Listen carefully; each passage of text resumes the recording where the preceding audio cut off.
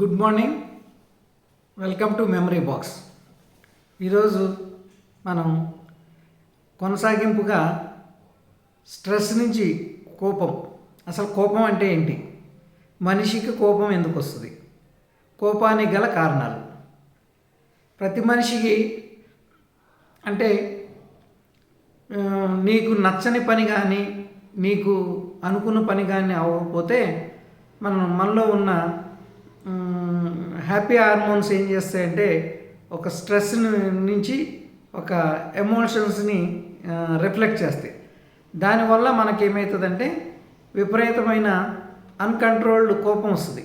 Uncontrolled కోపం అంటే మనం అప్పుడు ఎవరినైనా కొడతాం కానీ తిడతాం కానీ లేకపోతే ఎవరిని వాళ్ళే ఏదో ఒకటి అనుకోవటం కానీ జరుగుద్ది. ఇది మన స్ట్రెస్ నుంచి వచ్చే స్ట్రెస్ అనేది లోపల ఉంటుంది, కోపం అనేది బయటకు వస్తుంది. అంటే మనిషికి స్ట్రెస్ ఉంటేనే కోపం బయటకు వస్తుంది.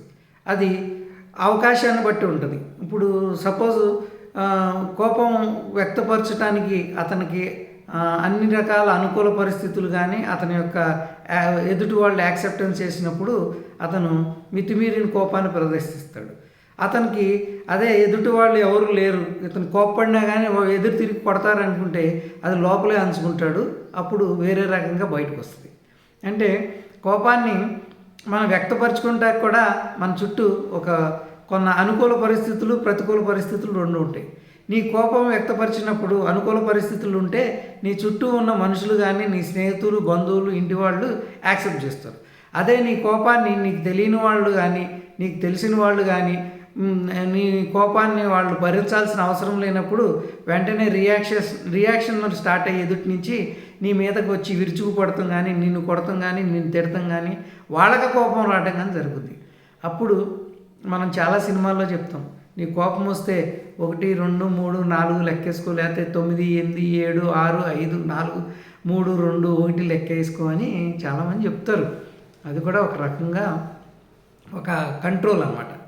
కోపం రాగానే మన దగ్గర ఎక్కువ స్ట్రెస్ ఉంటే కోపాన్ని ఆపుకోలేము, తక్కువ స్ట్రెస్ ఉంటే ఆపుకోగలం, మెయింటైన్ చేయగలం. అది పరిస్థితులు బట్టి మనం దాన్ని జడ్జి చేయలేము. కానీ మనం స్ట్రెస్ని తగ్గించుకోగలిగితే మాత్రమే కోపం నీ కంట్రోల్లో ఉంటుంది. అంటే ఇక్కడ మనం తెలుసుకోవాల్సిన పాయింట్ ఏంటంటే మనం ఎదుటి వాళ్ళని అంటే కొట్టినా భరిస్తాం కానీ నోటితో తిడితే రాదంటారు కదా. అట్లా మనం నోటికి ఎంత వస్తే అంత మాట్లాడి ఆ కోపంతో ఎదుటి వాళ్ళని కించపరిచినప్పుడు వాళ్ళు నీ మూలాన లబ్ధి పొందిన వాళ్ళు నీ మీద ఆధారపడిన వాళ్ళు భరిస్తారు కానీ వేరే వాళ్ళు భరించరు. నీ మీద ఆధారపడిన వాళ్ళైతే అది లోపల పెట్టుకుని ఎప్పుడు నీకు రివర్స్గా నీకు వడ్డించేస్తారో వాళ్ళు ఎప్పుడైనా వడ్డించేస్తారు. అదే ఆడవాళ్ళని తిడితే మాత్రం వాళ్ళు భరించాల్సిన సమయంలో భరిస్తారు కానీ మనసులో పెట్టుకుంటారు. కాబట్టి మీ కోపం ఎదుటి వాళ్ళు ఆడవాళ్ళు అయితే చాలా జాగ్రత్తగా, నీ భార్య అయినా నీ పిల్లలైనా ఆడపిల్లలైతే చాలా సున్నితంగా నీ కోపాన్ని కంట్రోల్ చేసుకోవాలి. కోపం కంట్రోల్ అవ్వదు. ఎందుకు అంటే నీ ఎదుటిన్న వ్యక్తులు నీ భార్యో పిల్లలో లేకపోతే ఎవరైనా కానీ వాళ్ళు తెలియకోకుండానే నీ నిజాయితీని శంకిస్తూ ఏదో ఒక చిన్న సంఘటన చేస్తారు, ఏదో చెప్తారు.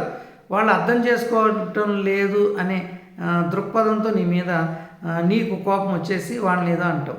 అది ఇంకా పెరిగి పెద్దదై అనుకుండా అయిపోయి నిన్ను కబళిస్తుంది. కోపం మనిషికి ప్రధాన శత్రువు.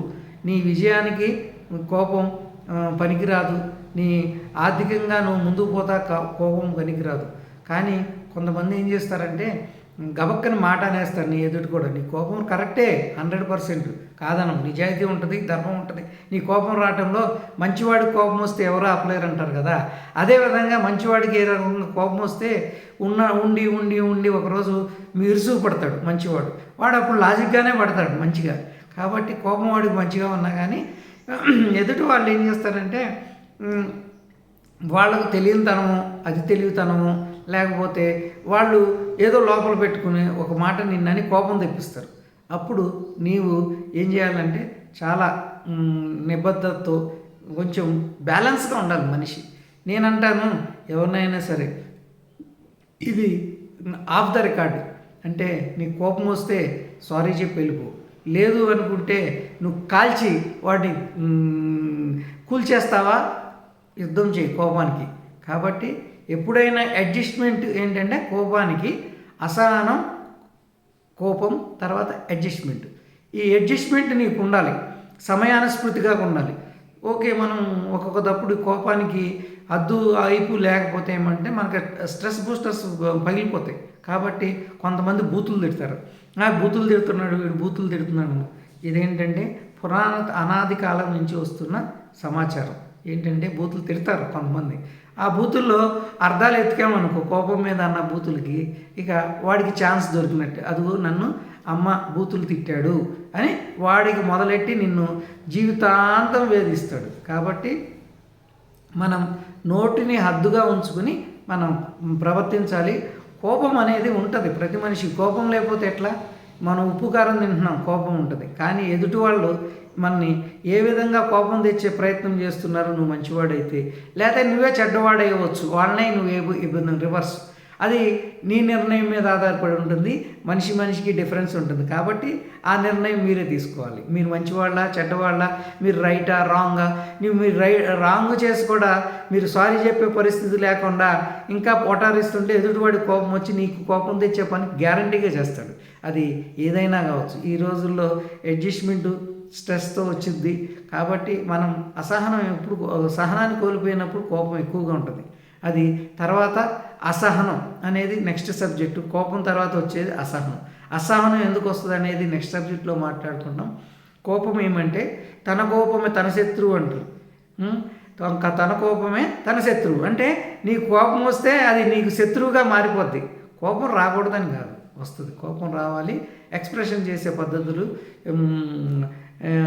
ఒక చిన్న కాలనీలో మురుగువాడలో చేసే కోపాలు తాపాలు ఏంటంటే వాళ్ళు కొట్టేసుకుంటారు, బిందులు పెట్టుకుని కొట్టేసుకుని పీకేసుకుని చుట్టూ పీకేసుకుని మళ్ళీ వారం ఆగి వాళ్ళిద్దరు కలిసి మార్కెట్కి పోతూ ఉంటారు. అది అక్కడ అడ్జస్ట్మెంట్ ఉంది. ఎందుకంటే బతుకు జీవనంలో ఒకటి మీద ఒకటి ఆధారపడి ఉంటుంది. అదే మిడిల్ క్లాస్లో ఏంటంటే నువ్వు తిట్టావు, నాకు కోపపడ్డావు అని భార్య ఎన్నాళ్ళైనా కానీ లోపలే పెట్టుకుంటుంది. కాబట్టి అవి కనిపించుకోకుండా యుద్ధం చేస్తుంది నీతో. ఆ యుద్ధాలు మనకెందుకు? ఒక సారీ చెప్తే పోలా. నేనైతే 25 సంవత్సరాల్లో ఒకసారి సారీ చెప్పాను మా భార్యకి. అది కూడా ఆమె కోసమే చెప్పాను. కానీ నేనేదో గొప్పవాడిని కాదు. కాబట్టి నేను సారీ చెప్పకుండా బతుకుతూ ఉంటాను. కానీ కొన్ని పరిస్థితుల్లో ఏమవుతుందంటే మిస్అండర్స్టాండింగ్ వస్తుంది, ఫీడింగ్ ఉంటుంది. ఎదుటివాడికి నీ మీద కోపం లేదా నీ మీద వాడికి కోపం రావటానికి ప్రత్యర్థులు వాళ్ళకేదో ఫీడ్ చేస్తారు. నీకు కమ్యూనికేషన్ గ్యాప్ ఎక్కువైపోయింది. ఎందుకంటే ఒకళ్ళొకళ్ళు మాట్లాడుకోవటం అయిపోయింది. సెల్ ఫోన్లు చూసుకోవటం, సొల్లు మాట్లాడుకోవటం గంటలు. మైండ్ ఫ్రీ లేక ఒకళ్ళకొకళ్ళు నువ్వు చెప్పేదానికన్నా ముందే రియాక్ట్ అయిపోతూ ఉంటారు. మనం అనుకున్న దాన్ని ఎక్స్ప్రెషన్ చేసే టైం ఉండదు. కానీ నువ్వు చెబుతున్నా వాళ్ళు అర్థం చేసుకోరు. ఎక్స్ప్లెయిన్ చేస్తే వాళ్ళు ఎదుటి వాళ్ళు నిన్ను అర్థం చేసుకుని నువ్వేం చెప్తున్నావో తెలిస్తే వాళ్ళు వింటారు.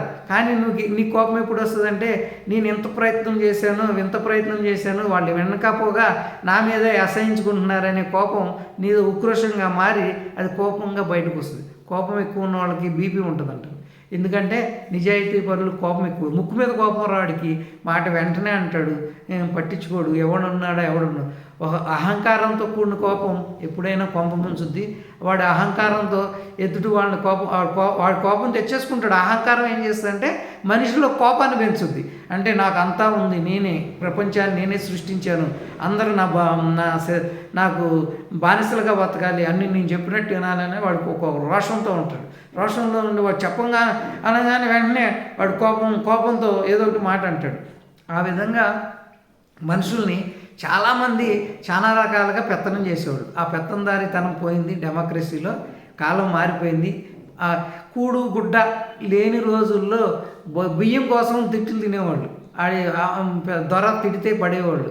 ఇప్పుడు ఎవ్వరు పడేవాళ్ళు లేరు. కాబట్టి నువ్వు చాలా స్మార్ట్గా పనిచేయాలంటే కోపాన్ని తగ్గించుకోవాలంటే స్ట్రెస్ తగ్గించుకోవాలంటే మంచి ఆహారం తినాలంటే మంచి నిద్రపోవాలంటే పనికిరాని పనులు నెత్తి మీద వేసుకోవద్దు. కోపానికి ఇన్ని బ్యాక్గ్రౌండ్ మ్యూజిక్స్ ఉంటాయి. తర్వాత రేపు అసహనం ఏంటి, స్ట్రెస్, కోపము, అసహనం గురించి మాట్లాడుకుందాం.